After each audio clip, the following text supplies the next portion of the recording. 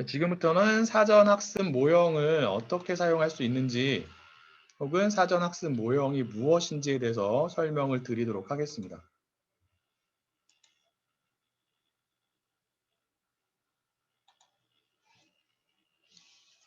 자, 지금 이미지 분류 문제를 푸는 것에 대해서 우리가 설명을 하고 있는데, 이미지 분류 문제를 풀기 위해서 무엇을 가지고 CNN 알고리즘을 가지고 혹은 CNN 모형을 가지고 이미지 클래시피케이션을 하기 위해서 사용하는 주된 방법을 두 가지로 구분할 수가 있습니다.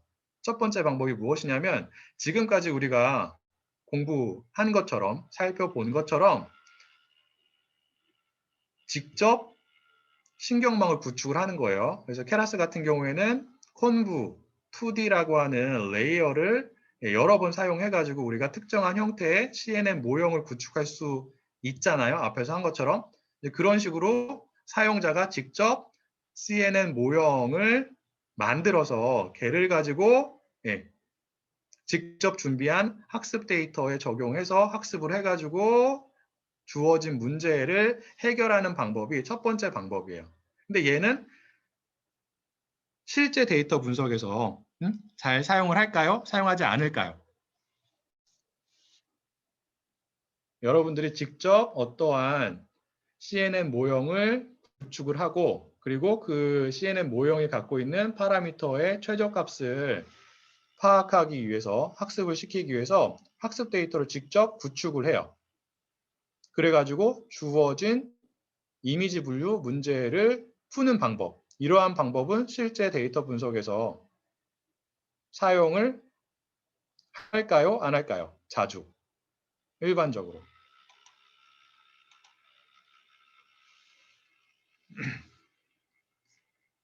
네, 하기 어려울 것 같죠? 왜 어려울 것 같으세요?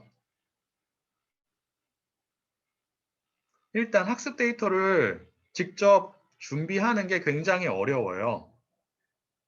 자, CNN 모형 혹은 다른 종류의 신경망 모형들은 공통적으로 어떠한 특성을 갖냐면 파라미터가 굉장히 많다라는 특성을 갖습니다. 파라미터가 많은 경우에는 과적한 문제가 발생할 확률이 높다라고 했잖아요. 가능성이 높다라고 말씀을 드렸는데 그나마 과적한 문제를 줄이려면 어떻게 해야 되냐면 그만큼 학습 데이터를 많이 준비하면 돼요. 굉장히 방대한 양의 학습 데이터를 준비하면 파라미터가 많은 모형을 가지고 학습을 하더라도 과적한 문제가 발생할 가능성이 줄어듭니다. 그리고 파라미터의 최저값을 상대적으로 잘 찾을 수가 있죠. 근데 반대로 신경망 모형을 사용을 하는데 학습 데이터의 양이 많지 않아요. 이미지 데이터를 가정을 하면 뭐 1000장, 2000장 정도의 이미지 데이터만, 이미지들만 가지고 학습 데이터로 사용을 합니다. 그렇게 많지 않은 데이터의 양이에요. 이러한 경우에는 학습이 잘 안 되고 학습이 되더라도 과적한 문제가 발생할 확률이 굉장히 높습니다. 즉 그 얘기는 무엇을 의미하냐면 여러분들이 직접 학습 데이터를 많은 양의 학습 데이터를 준비하는 게 굉장히 어렵다라는 거예요. 그리고 또 다른 문제가 무엇이냐면 어려운 점이 무엇이냐면 굉장히 많은 양의 학습 데이터를 이용해서 그리고 굉장히 많은 수의 파라미터를 가지고 있는 신경망 모형을 적용해서 학습을 하려면 컴퓨팅 파워가 굉장히 많이 필요합니다. 일반적인 개인 PC로는 어려워요. 그리고 컴퓨팅 파워를 굉장히 좋은 것을 사용을 하더라도 학습하는데 많은 시간이 걸립니다. 보통 한 달, 두 달, 그 이상이 걸릴 수도 있는 거죠. 그래서 우리가 이 첫 번째 방법은 잘 사용하지 않아요. 직접 모형을 구축하고 그 모형이 가지고 있는 파라미터를 학습하기 위해서 많은 양의 학습 데이터를 구축하는 방법. 이 방법은 잘 쓰지 않습니다. 실제 데이터 분석, 실제 이미지 분류 문제를 풀고자 하는 경우에 그럼 어떠한 방법을 더 많이 쓰냐? 여기 나와 있죠. 사전학습 모형이라고 하는 것을 사용을 합니다. 자, 사전학습 모형이 무엇일 것 같으세요? 얘는 우리가 직접 구축하는 모형이 아니에요. 사전학습 모형, 영어로는 이제 pre-trained 모델이라고 얘기를 하는데 이미 학습이 되어 있는 거예요. 무엇을 가지고? 누군가 준비한 방대한 양의 학습 데이터를 가지고 특정한 문제를 풀기 위해서 준비가 된 방대한 양의 학습 데이터를 가지고 학습이 되어 있다라는 게 무엇을 의미하는 거예요? 무엇의 값이 결정이 되어 있어요?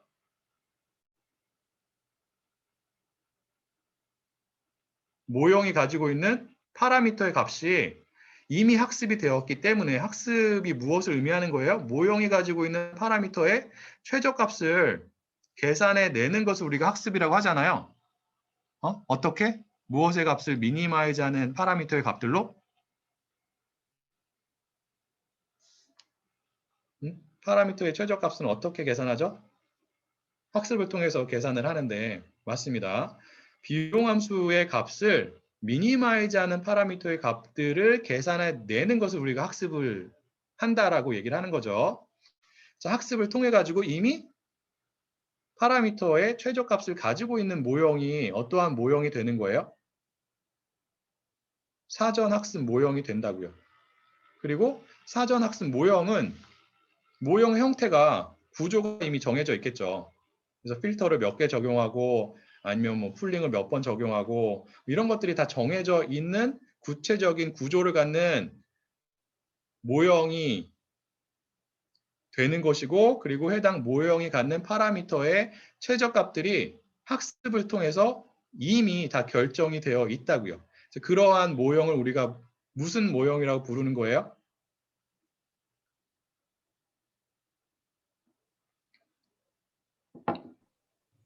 사전 학습 모형이라고 합니다. 그래서 여러분들이 일반적인 이미지 클래시피케이션 문제를 풀기 위해서 어떠한 방법을 더 많이 사용을 한다고요? 사전 학습 모형을 적용하는 방법을 더 많이 사용을 합니다. 어떠한 방법보다 여러분들이 직접 모형을 생성을 하고 직접 학습을 하는 방법보다.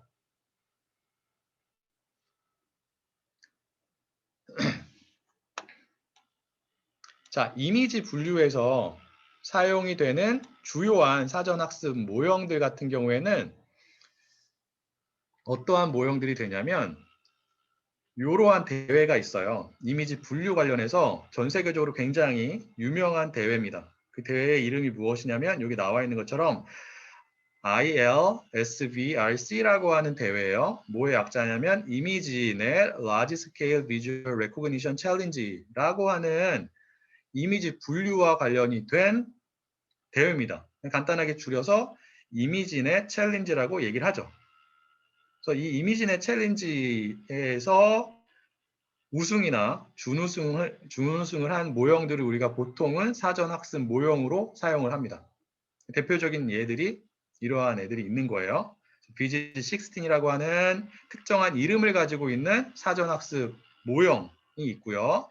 그 다음에 인셉션 넷이라고 하는 특정한 이름을 갖는 얘는 이제 구글에서 만든 모형이어서 구글넷이라고도 불립니다. 그 다음에 레즈넷 얘는 마이크로소프트에서 제안한 모형이에요. 그래서 이러한 애들을 우리가 사전학습 모형으로 사용을 합니다. 자, 그리고 이미지넷 경진대회에서 챌린지에서 사용이 되는 학습 데이터를 한번 볼게요. 얘도 이미지 클래시피케이션 문제를 위한 학습 데이터가 됩니다. 그리고 이 데이터셋에 존재하는 각각의 이미지가 갖는 종속 변수 같은 경우에는 몇 개의 값을 취할 수 있게 되냐면 1000개의 값을 취할 수가 있습니다. 즉 클래스의 수가 1000개가 되는 거예요. 종속 변수가 취할 수 있는 값의 수가 1000개가 되는 거죠. 역시나 마찬가지로 종속 변수는 무엇을 의미하는 거예요? 각각의 사진이죠. 해당 데이터셋에 존재하는 각각의 이미지에 포함이 되어 있는 오브젝트가 무엇인지가 종속 변수의 값이 되는 거예요. 종속 변수가 취할 수 있는 값들이 무엇이 있는지 한번 확인해 보도록 하겠습니다. 그래서 이 링크를 클릭을 하시면 종속 변수가 취할 수 있는 값에 대한 정보, 즉 클래스 정보가 나와요. 보도록 할게요.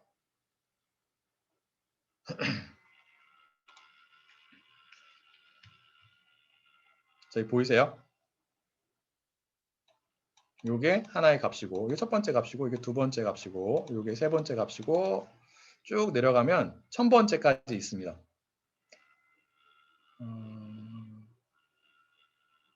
어떠한 오브젝트에 대한 값이 있는지 한번 볼게요. 여러 가지들이 있겠죠, 당연히. 1000개나 있으니까. 세 번째를 보죠. 이건 뭐라고 되어 있죠? 시베리안 허스키는 무엇의 이름이에요? 아시는 분? 강아지 좋아하시는 분들은 다 아시죠? 그렇지 않아도 다 아실 거예요. 굉장히 유명한 그 개의 품종이 되는 거죠. 그래서 보면은 여기에 동물의 요 PPT에는 요 링크 정보는 제가 새롭게 한 건데 이 채팅창에 보내드리도록 하겠습니다.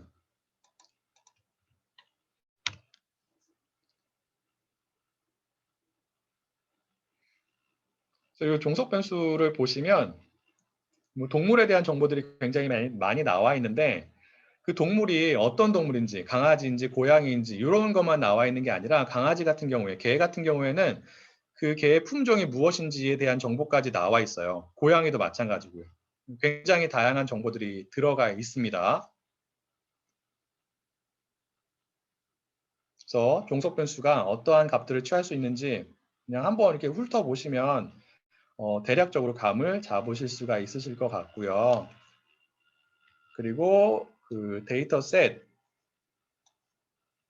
존재하는 그 이미지의 수를 보면은 학습 데이터로 여기 나와 있는 것처럼 128만 정도의 이미지가 학습 데이터에 저장이 되어 있고요. 그 다음에 검증 데이터로 혹은 이제 평가 데이터라고 표현할 수 있는데 여기서 이제 검증 데이터가 사실 평가 데이터, 우리가 공부한 평가 데이터를 의미하게 됩니다. 그래서 평가 데이터에 5만 장의 사진이 들어가 있어요. 이러한 굉장히 많은 수의 사진을 담고 있는 데이터를 가지고 있는 게 이미지인의 데이터 셋이 됩니다. 그래서 얘네들을 학습 데이터로 해서 어떠한 모형들이 학습이 된 거예요. 여기 나와 있는 BGG16, 그 다음에 구글넷, 레즈넷 등이 학습이 된 겁니다. 즉 학습이 돼서 이러한 모형들에 포함이 되어 있는 파라미터의 최저값이 계산이 되어 있는 거죠. 우리는 그러한 구체적인 파라미터의 값을 갖고 있는 이러한 모형들을 가지고 와서 우리가 풀고자 하는 문제에 적용을 할 거예요. 이게 어떠한 방법이라고요? 사전학습 모형을 사용하는 방법이에요.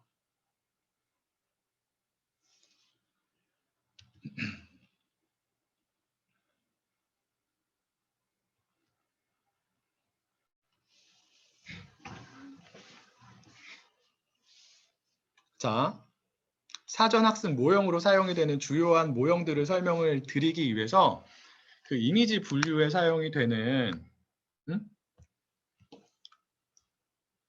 사용이 될 수 있는 CNN 기반의 모형들이 어떻게 발전이 되어 왔는지를 간략하게 설명을 먼저 드릴게요. 그래서 이미지 분류에 사용이 되는 CNN 기반의 굉장히 유명한 모형들이 있어요. 그러한 모형들의 발전된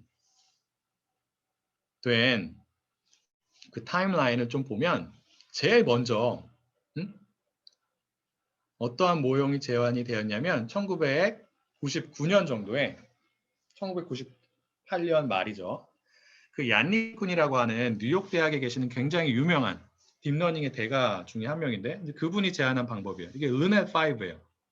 얘는 CNN 기반의 방법이고요. 그 형태는 굉장히 간단합니다. 하지만 CNN이라고 하는 필터를 적용해서 합성곱, 연산을 해가지고 이미지가 갖고 있는 정보를 추출하는 방법 자체를 제일 처음에 제안한 모형 중에 하나예요. 그러한 모형들 중에서 제일 유명한 모형이죠. 르넷5가. 얘는 그 모형의 형태가 굉장히 간단해서 요즘에는 사전 학습 모형으로 사용되지는 않습니다. 하지만 CNN 모형의 거의 시초가 되는 굉장히 혁신적인 모형이었기 때문에 당시에 얘를 간략하게 설명을 드릴 텐데 그 구조를 한번 볼게요. 르넷5는 이렇게 생겼어요.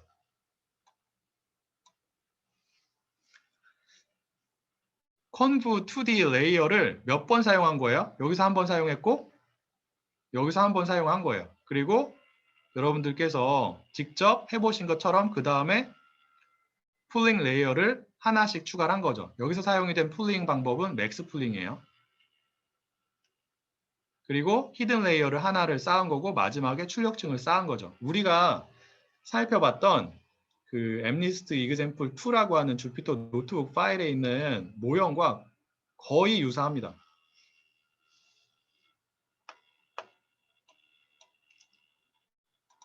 이 모형이죠. CNN 엠리스트 이그젬플 2라고 하고 하는 주피터 노트북 파일에 들어있는 우리가 사용했던 이러한 모형. 보이세요?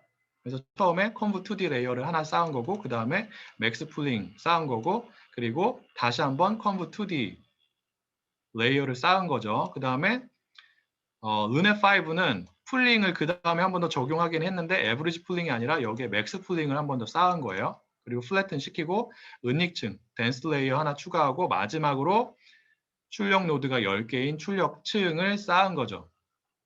그래서 여러분들께서 이 CNN 엠리스트 이그젬플 2라고 하는 그 주피터 노트북 파일에 있는 모형을 사용하시게 되면 어떠한 모형을 사용하는 것과 거의 동일하냐면 이 르넷이라고 하는 모형을 사용하는 것과 거의 동일한 겁니다. 굉장히 간단하죠. 간단하기 때문에 성능이 그렇게 좋진 않아요. 그래서 최근에는 사전학습 모형으로 얘는 사용되지 않습니다. 그래도 제가 설명을 드린 이유가 무엇이라고요? CNN 모형의 거의 시초기 때문에 그래요. 얘를 시작으로 CNN 모형이 발전을 했다라고 해도 과언이 아닌 거죠. 은혜 5가 제안이 된 다음에 정말 오랫동안 괜찮은 모형들이 없었어요. 2012년까지 없었어요. 근데 2012년에 어떠한 모형이 어떠한 경진대회를 통해서 방금 전에 설명을 드린 이미지넷 경진대회를 통해서 제안이 되었어요. 걔가 무엇이냐면 알렉스 넷이에요. 2012년에 제안이 되었습니다. 거의 10년이 됐죠, 이제. 얘도 최근에는 그렇게 많이 사용되지 않아요. 모형의 성능이 다른 애들에 비해서, 다른 사전학습 모형들에 비해서 좋지가 않기 때문에 지금은 그렇게 많이 사용되지 않습니다. 그리고 역시나 마찬가지로 이미지넷 경진대회를 통해 가지고 2014년에 나온 게 무엇이냐면 VGG라고 하는 모형이 있고요. 그 다음에 인셉션 넷이라고 하는 모형이 있습니다. 여기는 이제 인셉션 그 버전 1, V1이라고 표현이 되어 있는데 이게 뭐냐면 구글 넷이에요. 얘네 둘 다 2014년 이미지넷 경진대회에서 소개가 된 모형들이고요. 구글넷이 몇 등을 했을까요? 둘 중에 하나가 VGG랑 인셉션 넷 중에서 하나가 1등하고 다른 하나가 2등 했어요. 2014년 경진대회에서. 어떠한 모형이 1등을 했을 것 같으세요? VGG 16이 생략된 건데 VGG 16은 옥스포드 대학에서 제안한 방법이에요. 그리고 구글넷은 구글에서 제안을 한 방법이죠.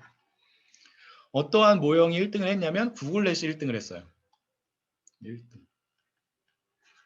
그런데 실제 데이터 분석에서는 이 VGG 넷이 훨씬 더 많이 사용이 돼요. 그 이유는 조금 이따 설명을 드리도록 할게요. 그리고 2015년에 굉장히 혁신적인 모형이 제안이 되었는데 그게 뭐냐면 레즈넷이에요. 얘도 어떠한 경진대회를 통해서 소개가 된 모형이에요. 이미지넷 경진대회를 통해서 소개가 된 모형이에요. 레즈넷은 어떠한 회사가 제안을 했냐면 마이크로소프트가 제안을 한 방법이에요.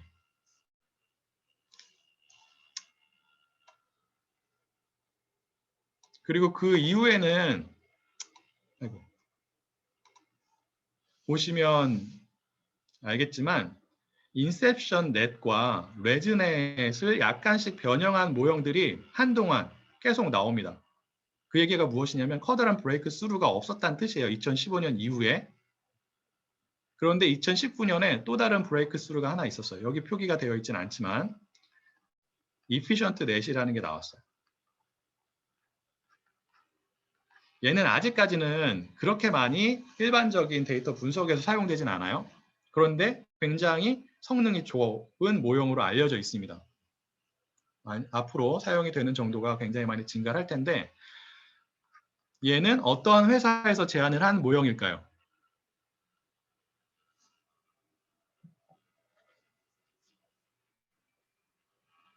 추측해 보세요. 이미 우리가 한번 언급을 한 회사예요.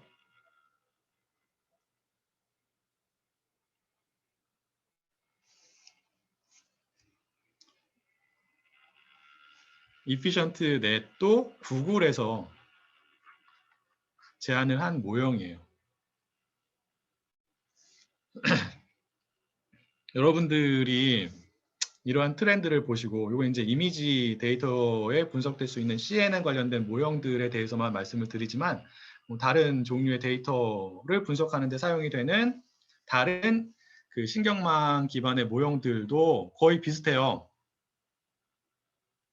지금 추세가 어떠한 회사가 도미네이트를 하고 있냐면 구글이 도미네이트를 하고 있습니다. 구글이 굉장히 성능이 좋은 굉장히 혁신적인 인공지능 관련된 모형들, 알고리즘들을 계속해서 소개를 하고 있어요. 그게 무엇을 의미하는 거예요? 앞으로 인공지능 관련된 기술은 누가 주도를 할 것이다? 물론 지금까지도 구글이 주도를 했지만 앞으로 그 정도가 더 심해질 거예요. 물론 우리나라 회사인 네이버나 다음과 같은 회사들도 열심히 노력을 하고 있긴 한데 기술적인 측면에서 봤을 때 구글에 비해서는 좀 많이 떨어지고 있는 상황인 것 같습니다. 어쨌든 간에 이제 그러한 그 트렌드를 보시면 되고, 이 여러 개의 모형들 중에서 일반 사용자가 여러분들이랑 저와 같은 일반 연구자나 일반 데이터 분석가가 사용하는 주된 사전학습 모형은 무엇이 되냐면 얘랑 얘가 됩니다. 그리고 경우에 따라서 얘도 사용을 하죠. 그래서 이 수업에서도 이 세 가지를 사용을 해가지고 우리가 데이터 분석을 어떻게 할 수 있는지를 살펴보도록 할 예정입니다.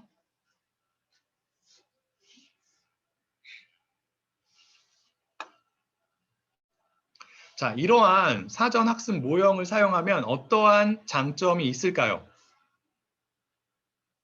어떠한 장점이 있기 때문에 우리가 이러한 사전학습 모형을 사용해서 우리가 분석하고자 하는 새로운 이미지 분류 문제에 얘네들을 사용을 할까요? 얘네들은 다 어떠한 경진대회에서 소개된 모형들이에요?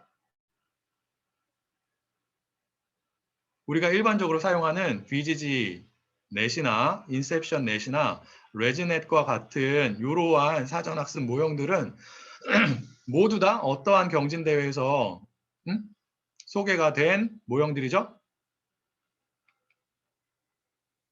이미지넷 경진대회에서 소개가 된 모형들이에요. 자, 이미지넷 경진대회 같은 경우에는 어떠한 데이터를 사용을 한다고요? 이미지넷 1000 데이터셋을 학습 데이터로 사용을 하는 경진대회예요. 종속 변수가 취할 수 있는 값들이 정해져 있다고요. 1000개로.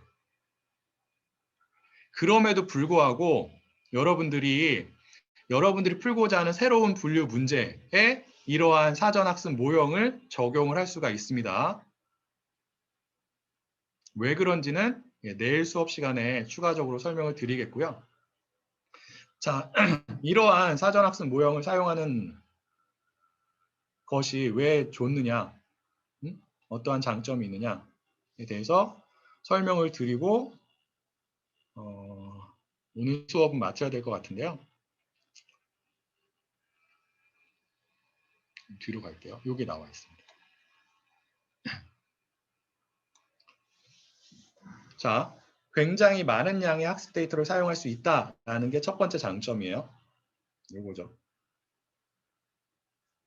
두 번째는 뭐냐면 지금 보시면 알겠지만 레즈넷이나 그 다음에 구글넷이나 모두 굉장히 큰 IT 회사들이 제안을 한 모형이에요. 그게 무엇을 의미하냐면 이러한 모형을 학습시키기 위해서 굉장히 방대한 양의 컴퓨팅 파워를 사용했다라는 것을 의미합니다.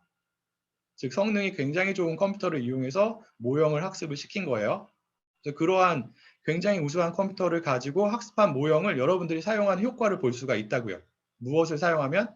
예, 이러한 사전학습 모형을 사용하게 되면 그리고 얘네들의 구조를 이제 다음 시간에 공부하시면 알겠지만 굉장히 복잡한 형태로 생겼어요. 왜 그렇게 복잡한 형태로 생겼냐면 그래야지만 풀고자 하는 문제를 제대로 풀 수가 있기 때문에 즉 모형의 성능을 높일 수가 있기 때문에 그렇습니다. 얘네들은 그 모형의 성능이 굉장히 정확하다라고 알려져 있는 모형들이에요. 그러한 모형들을 우리가 그대로 가져와서 우리가 풀고자 하는 문제에 적용할 수 있겠죠. 성능이 좋은 모형들을 가지고 와가지고 우리가 풀고자 하는 문제에 적용을 하기 때문에 그 문제에 대한 정답을 상대적으로 잘 예측할 수가 있는 겁니다. 그래서 성능이 좋은 정교한 알고리즘, 모형들을 사용할 수 있다라는 또 다른 장점이 있는 거죠. 그 다음에 네 번째, 방대한 양의 데이터에 대해서 굉장히 복잡한 모형을 적용해서 학습을 하려면 학습의 시간이 굉장히 오래 걸리겠죠. 그런데 아까 말씀드린 것처럼 굉장히 우수한 컴퓨터를 가지고 학습을 하기 때문에 예, 학습의 시간이 그렇게 오래 걸리지 않습니다. 얘네들은. 그렇게 오래 걸리지 않는다라는 게 얼마를 의미하게 되냐면 보통 한두 달 정도를 의미해요. 그런데 여러분들이 이러한 한두 달, 굉장히 오랜 시간이죠. 개인이 하기에는 굉장히 오랜 시간이 됩니다. 학습을 하기에는. 그런데 여러분들이 학습이 되어 있는 사전학습 모형을 가져와서 사용을 하게 되면 학습을 할 필요가 있는 거예요? 없는 거예요? 새롭게? 이미 학습이 되어 있는 파라미터의 값을 일반적으로는 그냥 가지고 와서 약간 변형하는 경우도 있긴 해요. 그거 이제 추가적으로 설명을 드릴 텐데 일반적으로는 대부분의 파라미터의 값을 새로운 학습 없이 그대로 가지고 와가지고 여러분들이 풀고자 하는 문제에 적용을 하게 됩니다. 학습을 거의 새롭게 하지 않기 때문에 학습하는데 시간이 거의 들지 않겠죠. 맞나요? 그래서 학습하는데 드는 시간이 굉장히 줄어든다. 혹은 거의 필요가 없다라는 장점이 있습니다. 그래서 이 네 가지의 장점 때문에 우리가 사전 학습 모형을 사용하게 됩니다. 모형들의 성능을 좀 볼게요. 앞에서 설명을 했던 VGGNet이나 아니면 레즈넷이나 구글넷의 성능이 어떻게 되는지 한번 보도록 하겠습니다. 여기 간략하게 나와 있는데 자, 여기 이제 BGG넷이 있고요. 그 다음에 구글넷이 있어요. 그리고 여기 레즈넷이 있어요. 이게 무엇을 의미하냐면 7.3, 6.7, 3.57이에요. 얘네들은 에러율을 의미합니다. 에러 정도. 그래서 7.3%의 에러율을 누가 갖고 있냐면 VGG넷이 가지고 있고요. 구글넷이 6.7%의 에러율을 가지고 있고 레즈넷은 에러율이 5% 미만이에요. 즉 간단하게 설명을 하면 이 에러율이 무엇을 의미하냐면 100장의 사진에 대해서 정답을 예측을 했을 때 VGG넷은 7.3% 정도, 즉 7.3개의 이미지에 대해서 종속 변수가 틀린다라는 것이고요. 구글넷은 6.7% 틀리는 거고 레즈넷은 3.6% 정도만 틀리는 겁니다. 굉장히 정확한 거죠. 자, 사람들이 이미지를 분류할 때 발생하는 에러의 정도, 에러율이 보통 얼마 정도가 되냐면 5% 정도가 됩니다. 자, 그런데 레즈넷은 그거보다 에러율이 낮은 거예요. 맞나요? 그래서 레즈넷이 제안이 된 다음부터 언제냐면 2015년이죠. 이때부터 어떠한 얘기가 나온 거냐면 딥러닝 기술이 사람보다 더 정확할 수 있다라는 얘기가 나온 거예요. 그리고 인공지능 기술이 우리 사회에서 굉장히 중요한 역할을 할 것이다 라는 얘기가 나온 거고, 그와 맞물려서 4차 산업혁명 얘기가 나온 거고요. 그리고 우리나라에서는 어떠한 이벤트가 있었죠? 인공지능 기술에 대해서 사람들이 많이 알게 된 이벤트, 계기가 우리나라에서 있었어요. 네, 이세돌과 알파고가 바둑 게임을 했죠. 그래서 알파고가 이기는 일이 있었는데, 어쨌든 그러한 여러 가지 이벤트들 말고도 알고리즘 측면에서는 2015년에 마이크로소프트에서 제안을 한 이 레즈넷, 이미지 분류와 관련해가지고 이 레즈넷이 소개가 되고 나서 인공지능 기술이 사람보다 우수할 수 있구나 라는 게 증명이 된 거예요. 이미지에 대해서. 물론 아직 여러 가지 측면에서 뭐 텍스트나 뭐 다른 종류의 데이터에 대해서는 사람보다 정확하지는 않습니다. 하지만 일부 데이터 셋에 대해서 혹은 일부 분야에 대해서 혹은 일부 태스크에 대해서는 딥러닝을 기반으로 한 인공지능 기술이 사람보다 더 정확하게 됐어요. 그 예가 요거죠. 이미지 분류. 그래서 우리는 이렇게 성능이 좋은 모형들을 가지고 와서 우리가 풀고자 하는 문제에 그대로 적용을 할 겁니다.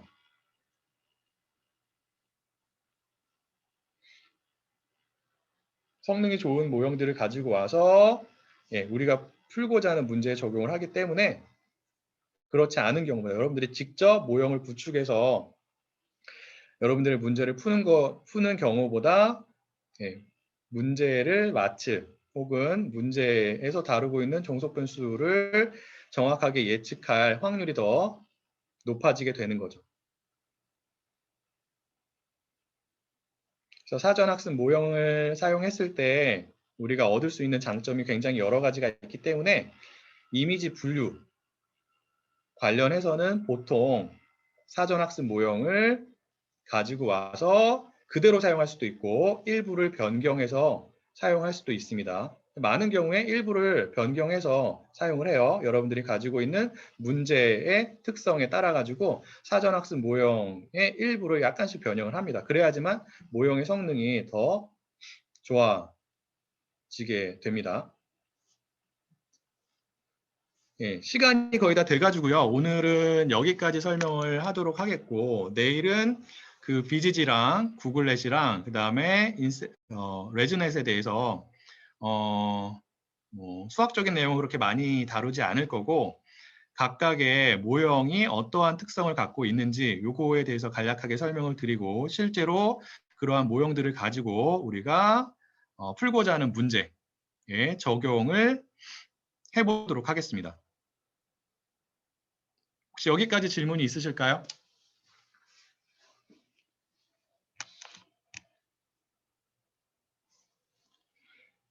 딥러닝 서비스 회사요? 저도 딥러닝 서비스를 직접 이용해 보진 않아 가지고요. 어떤 회사들이 좋은지는 잘 모르겠는데.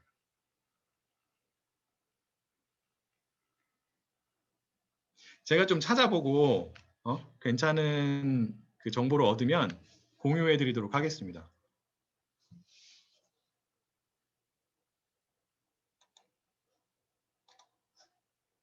혹시 다른 질문 있으세요? 질문이 더 없으시면 오늘 수업은 여기서 마치도록 하겠습니다.